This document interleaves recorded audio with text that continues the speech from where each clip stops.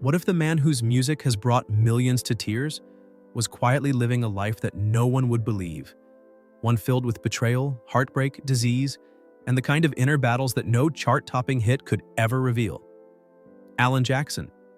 To most, he's the voice behind timeless anthems, the soundtrack to backyard barbecues, long country drives, and memories that span generations. His songs feel like home. But what fans see on stage, the calm voice, the cowboy hat, the familiar guitar, is only a fraction of the story. Because behind the polished performances is a man who's been broken down more times than the world ever knew. A man who found love young, but nearly lost it all. A man who stayed loyal to the music that shaped him, even when the industry called him outdated and tried to push him out. And now, in the final chapter of his life, he faces a disease that's slowly stealing his ability to perform, the very thing he's devoted his soul to for decades. While some artists chased trends, Alan stood still. While others molded their sound to fit the charts, he carved his own path. And when life threw punches, he didn't run. He wrote. Every lyric became a window into his soul, every melody, a lifeline to something deeper. This isn't just a story about fame. It's about the price that comes with it, the sacrifices, the secrets, the suffering, and how one man, through it all, refused to let go of who he truly was. But before the stage, before the heartbreak, before the world knew his name, there was just a boy. A boy from a quiet corner of Georgia with nothing but a worn-out guitar, a faithful girl by his side, and a dream that no one believed in. Alan Jackson wasn't born into fame. He was born into struggle. October 17, 1958, in the blue-collar town of Noonan, Georgia, just a speck on the map where life moved slow and dreams were often replaced with hard labor and quiet resignation. He was the youngest of 5 children in a house that wasn't even a house in the traditional sense. It was built around his grandfather's old tool shed, no insulation, barely enough room for everyone to sleep, and definitely no promises of anything bigger waiting out in the world. His father worked hard, his mother held the family together, and Alan learned early that life wouldn't hand him anything. Weekends weren't for vacations or outings, they were for church. And in that small southern church, surrounded by wooden pews and off-key choirs, Alan first met music. Not the kind that sells records, but the kind that makes your chest tighten and your eyes sting. Gospel hymns, simple, powerful, and raw. It wasn't just the sound, it was the feeling. It was like hearing someone put life into words for the first time. Country music wasn't just entertainment, it was truth. It was about heartbreak, hope, failure, love, mistakes. Everything that Alan saw around him every day. And from that moment, a tiny spark lit inside him. A voice that whispered, "You can do this. You can be this." But wanting something and believing you can have it are two very different things. For a kid from Noonan with no money, no industry connections, and no plan, the dream felt impossible. And yet he couldn't let it go. So he started small. He joined a local band, Dixie Steel, and played wherever he could. Barbecues, fairs, hole-in-the-wall clubs where the pay was non-existent and the audience was half drunk. He handled the equipment himself, worked jobs during the day, and played music at night. And still, somehow, that fire inside him didn't fade. But even with passion, he was stuck. Talent wasn't enough. He needed someone to believe in him, someone to push him when he couldn't see the path forward.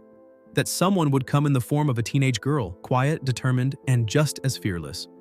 Her name was Denise, and meeting her would change Alan Jackson's life forever.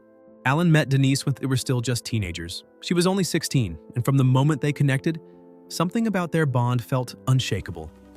While most young love fades with time, theirs only grew stronger and more crucial. Denise wasn't just a high school sweetheart. She became Alan's anchor, the one person who saw not just the boy he was, but the man he could become. They got married in 1979, not with fanfare, but with faith. No big ceremony, no headlines, just two people promising to take on the world together. But the world wasn't exactly welcoming. They were broke, uncertain, and living in a rhythm of dead-end jobs and unspoken dreams.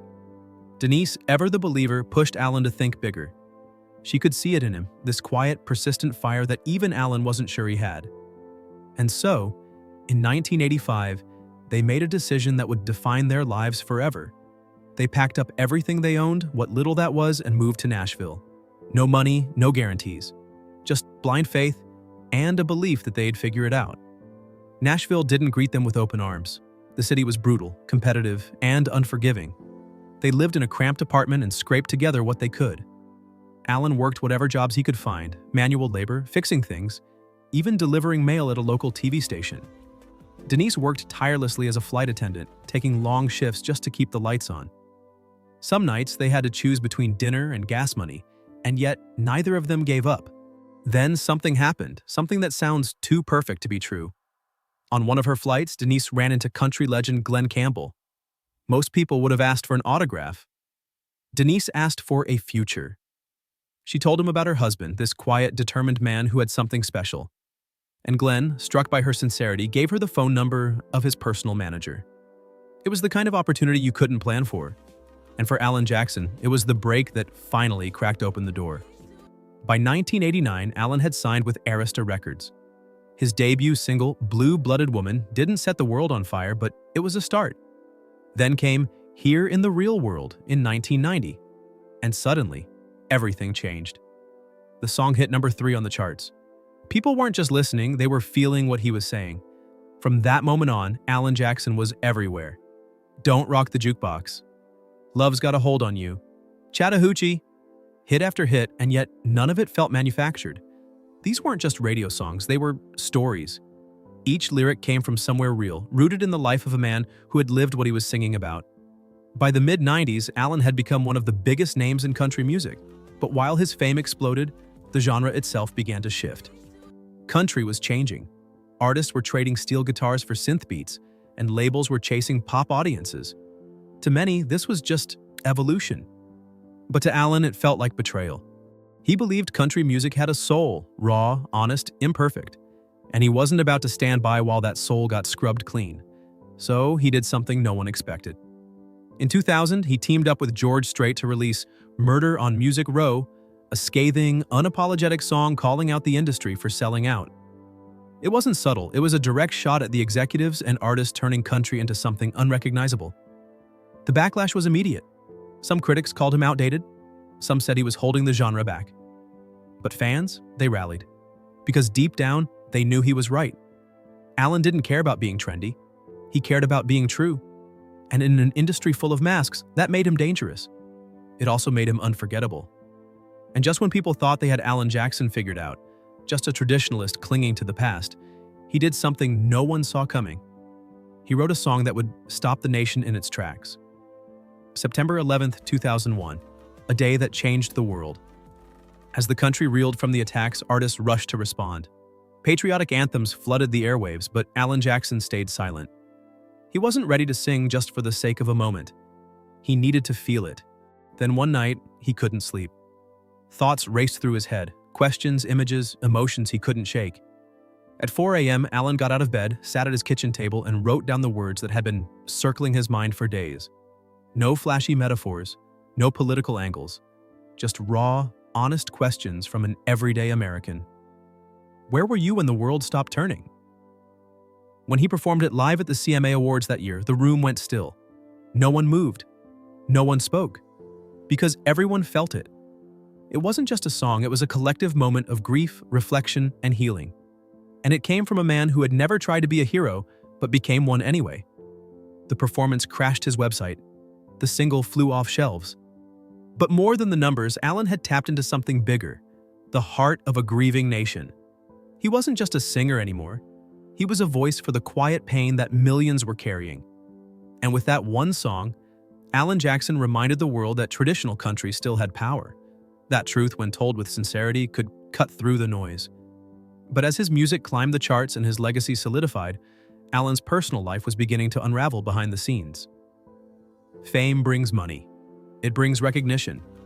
But it also brings something darker: distance, temptation, ego. And for Alan, the very dream he'd built with Denise began turning into the thing that pulled them apart. In the late 1990s, Alan was touring constantly. He was surrounded by admirers, living a life of constant motion. Denise, the woman who had sacrificed everything for his success, started to feel the cracks forming. She was raising their daughters, holding down the fort, while Alan drifted further away. And then came the breaking point. Alan confessed to being unfaithful. The man she had trusted since she was 16, the man she had followed to Nashville on nothing but faith, had betrayed her in the most painful way possible. For Denise, it was like the ground gave out beneath her feet. The love story she had fought for suddenly felt like a lie. She left. And Alan, for the first time in his life, found himself truly alone. But in that solitude, something shifted. Denise turned to her faith, leaning on something bigger than herself. And in that quiet, painful space, she made a decision that most wouldn't. She chose not to let bitterness win. She chose to fight not for the image of a perfect marriage, but for the real one that still lived under the wreckage. Alan, wrecked by guilt, didn't run from the shame. He faced it. Slowly, painfully, he began to rebuild what he had broken. Not with grand gestures, but with humility, with presence, with time. Eventually, Denise took him back, not because she forgot the pain, but because she remembered the love. And from those shattered pieces, they built something even stronger. A marriage not based on perfection, but on forgiveness, truth, and an unbreakable bond that had weathered the fire. But just as they found peace again, life threw another cruel twist their way. Just when it felt like Alan and Denise Jackson had finally found their rhythm again, after decades of climbing, breaking, and healing, life delivered a new kind of heartbreak, one they never saw coming. In 2010, Denise received a diagnosis that stopped time: stage cancer. The strong, grounded woman who had spent her life being Alan's foundation was now the one in need. Everything they had endured, the betrayal, the reconciliation, the rebuilding, it all suddenly felt small in comparison to this new battle. Cancer didn't care about love stories, it didn't care about second chances. And Alan, the man known for strength and stoicism, was shattered. This wasn't just his wife. This was the woman who believed in him when no one else did, who pulled him out of obscurity, who forgave him when he was unforgivable. Now she was the one facing death. Tour dates were canceled, plans were paused, fame faded into the background. Alan stood beside her for every chemo session, every quiet night filled with uncertainty, every painful moment when neither words nor music could offer comfort. His world shrank to hospital rooms and whispered prayers. And in that darkness, Alan did what he always did when the pain became too much to carry, he wrote. The song "When I Saw You Leaving" wasn't made for radio. It wasn't meant to top any charts. It was a confession, a love letter, a cry for help, a desperate attempt to capture everything he was too afraid to say out loud.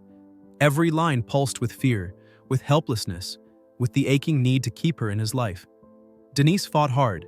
She endured months of treatment, surgeries, and the mental weight of knowing her life was hanging by a thread.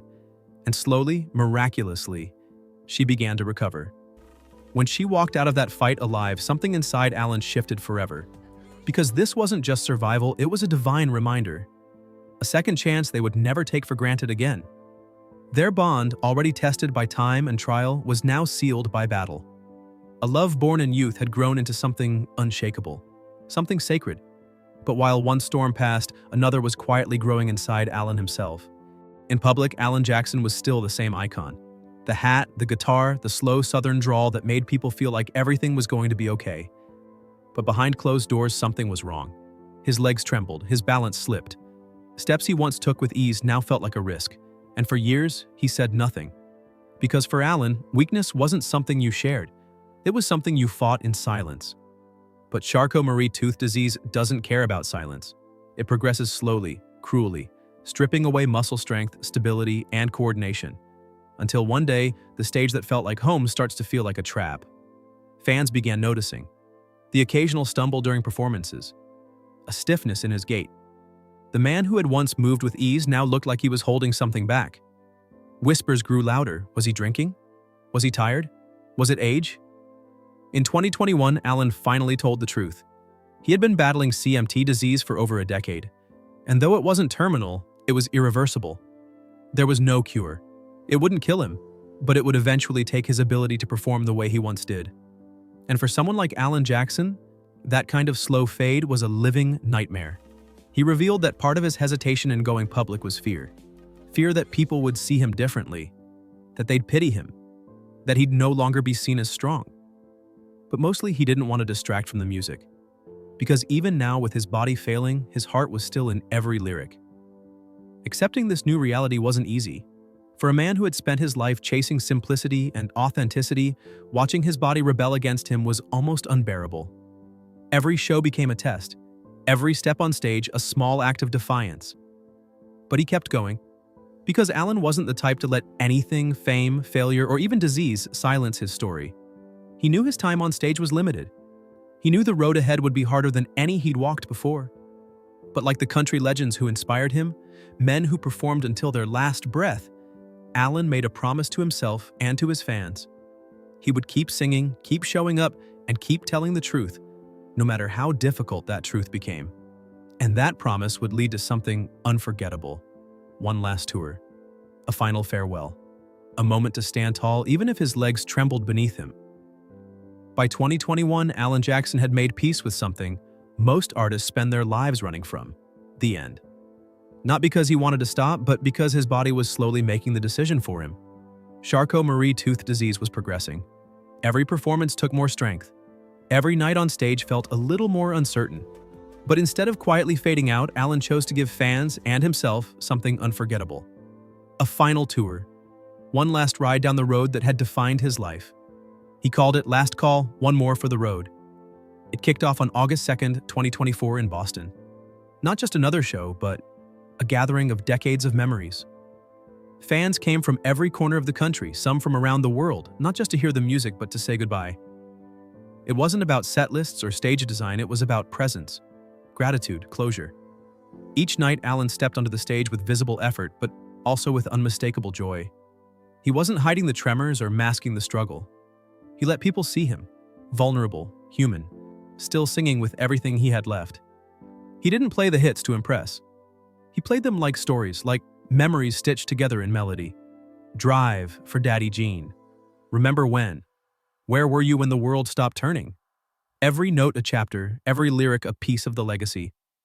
And as he made his way city by city toward the final show in Milwaukee on May 17, 2025, the message became clear. This wasn't just a tour. It was a farewell letter. A love letter to fans. A testament to the power of truth in a world chasing noise. Even off stage, Alan made it known his passion for writing hadn't slowed. Though his last studio album came in 2021, he shared in interviews that songs were still pouring out of him, quietly, personally, authentically. Because for Alan Jackson, creating wasn't about staying relevant. It was about staying real. This final chapter wasn't a fade to black. It was a blaze of grace. A man walking into the sunset not with bitterness or regret, but with purpose and peace. Alan Jackson's story is one of those rare American epics that couldn't have been scripted. Not because it's perfect, but because it's true. He came from nothing. He faced everything. And he stayed exactly who he was the entire way. Over a career that spanned more than 3 decades, Alan sold over 60 million records, earned dozens of awards, and became a fixture in homes across the country. But the numbers only tell part of the story because what Alan gave wasn't just music. He gave moments, milestones, memories. He never chased trends. He never bent to commercial pressure. When country music started losing its way, Alan stood still, like a lighthouse in a storm. While others blurred the lines between pop and country, he doubled down on storytelling, steel guitars, and Southern truth. Not to gatekeep the genre, but to protect it. And when life hit back hard, when his marriage almost collapsed, when cancer threatened to take his wife, when disease slowly stripped away his strength, he didn't hide, he didn't sugarcoat it. He wrote through it, performed through it, lived through it. In 2017, Alan Jackson was inducted into the Country Music Hall of Fame, a recognition long overdue. But for him, that wasn't the endgame, because Alan never needed a statue to validate his purpose. His validation came from the fans who cried at his concerts, who played his songs at weddings, funerals, road trips, and late-night breakdowns. The people who saw themselves in his stories. To this day, his music stands like a time capsule of what country once was and what it still can be. In a world chasing faster, louder, trendier, Alan Jackson chose slower, deeper, and realer. And when the curtain finally falls, it won't be silence that follows. It'll be echo. The echo of a voice that stayed honest. A legacy carved in steel strings and heartache. And a reminder that sometimes the most powerful thing you can be is yourself. If Alan Jackson's story moved you even half as much as his music has over the years, hit that like button and let us know in the comments, what's the one song of his that still hits you every time? And if you believe real country music still matters, don't forget to subscribe. We've got more untold stories from legends who stayed true to their roots, no matter the cost. Thanks for watching, and remember, some voices never fade. They just become part of who we are.